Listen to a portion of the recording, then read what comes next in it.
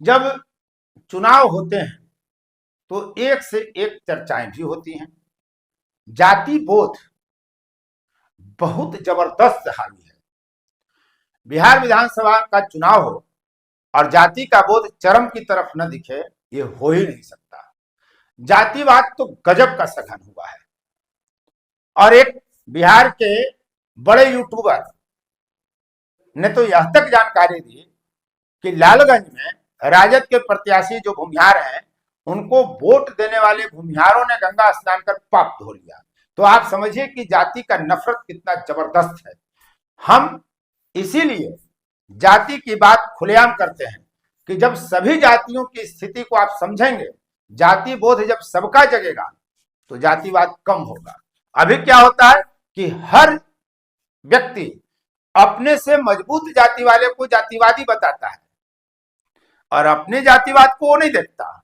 तमाम जातियों का यही हाल है। जो बिहार में मजबूत 10 जातियां हैं, उनका हाल यही है, उनका विचार यही है, उनकी भावनाएं ऐसी हैं कि वो अपने से ऊपर वाली जाति को जातिवादी कहते हैं और खुद को धुला हुआ समाजवादी कहते हैं, जातिवाद से मुक्त बताते हैं। तो इस मुगालते में न पड़िए। खासकर जो कमजोर जातियां हैं, बेचारे बोल नहीं पाते। बिहार की जातिवादी राजनीति में जो कमजोर जातियां हैं वो बोलते नहीं हैं, बोल पाते नहीं हैं। बोलते हैं तो ऊपर वाली जातियों से गाली सुनते हैं। यही सच है। लेकिन इस सच के बीच हम आपको बता रहे हैं औरंगाबाद जिले का एक किस्सा। यहां एक बड़ा सवाल चुनावी फिजा में तैर रहा है। रिजल्ट आने के बाद ही तय होगा कि होगा क्या। और अब इस वीडियो का इस पर कोई प्रभाव नहीं पड़ेगा कि ईवीएम का वोट किधर से किधर हो जाएगा। कोई दुनिया की ताकत, कोई खबर ऐसी नहीं बन सकती कि ईवीएम के वोट बदल दें।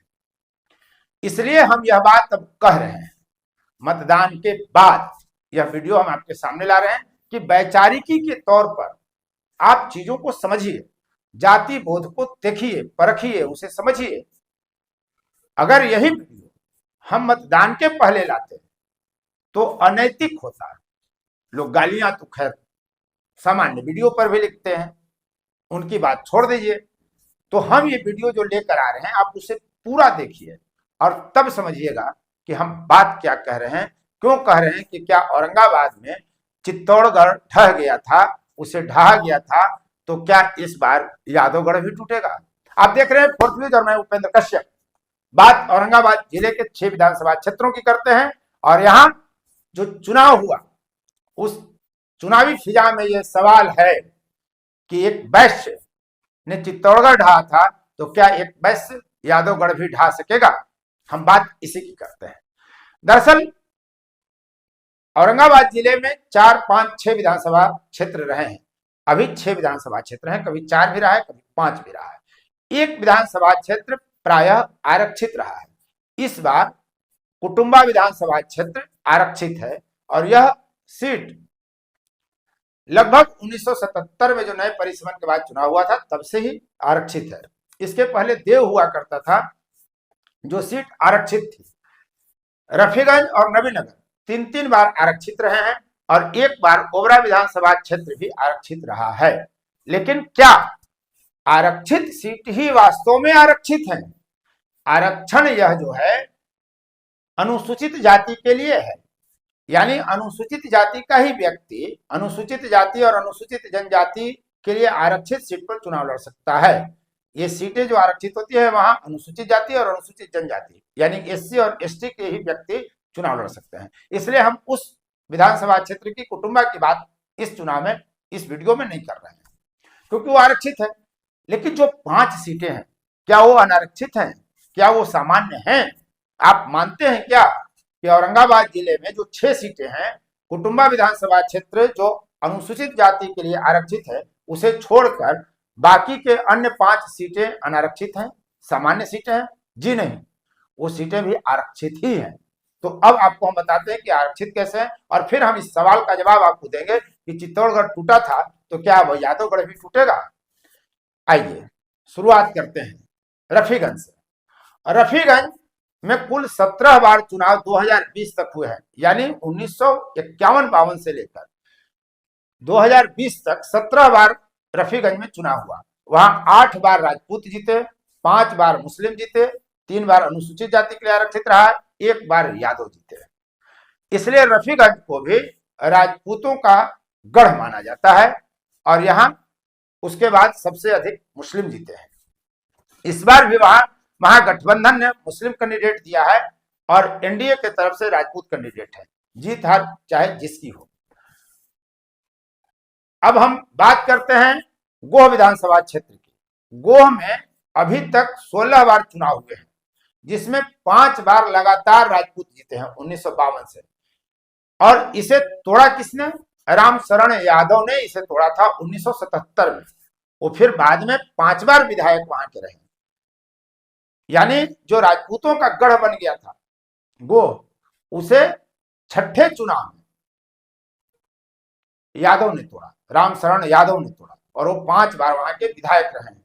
1985 में पहली बार वहां भूमिहार चुनाव जीते और रामशरण यादव ने जो राजपूतों का गढ़ ध्वस्त किया था, उसके बाद वहां कभी राजपूत नहीं जीते।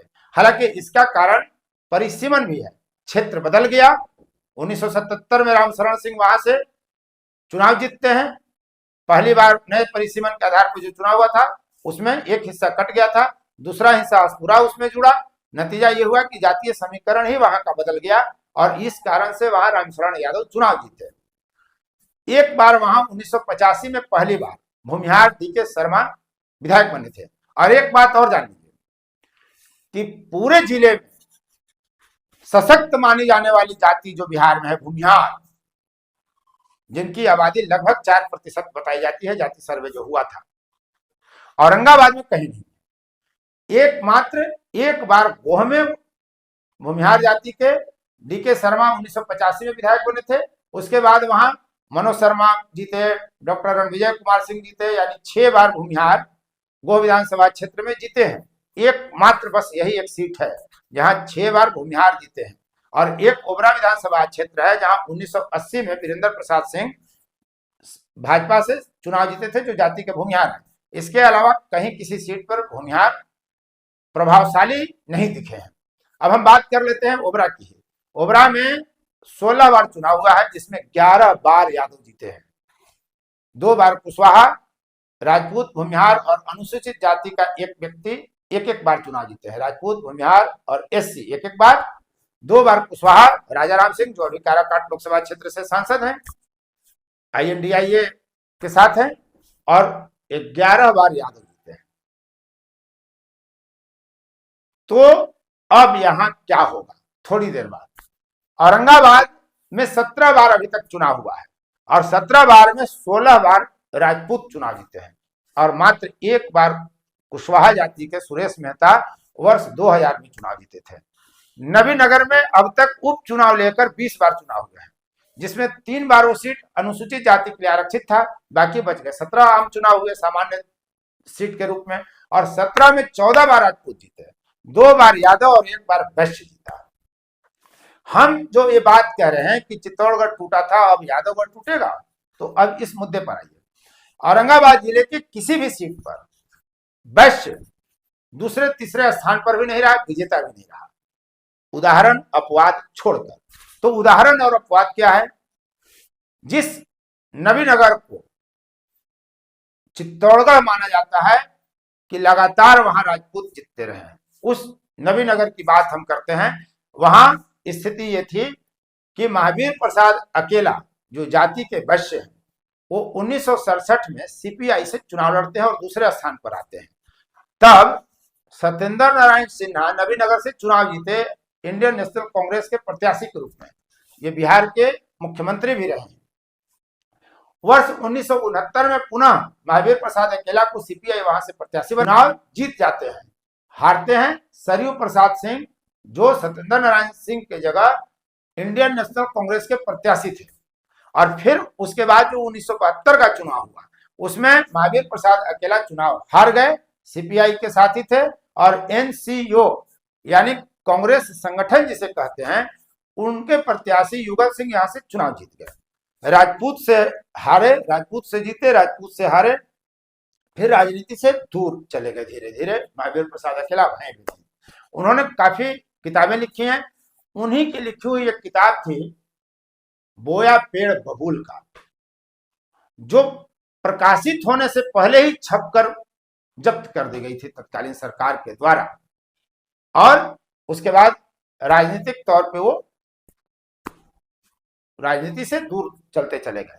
तो पहली बार एक वैश्य महावीर प्रसाद अकेला ने चित्तौड़गढ़ को ध्वस्त किया था और विधायक बने थे। अब यही स्थिति को देख करके यह सवाल उठाया जा रहा है कि क्या अब यादवगढ़ भी टूटेगा।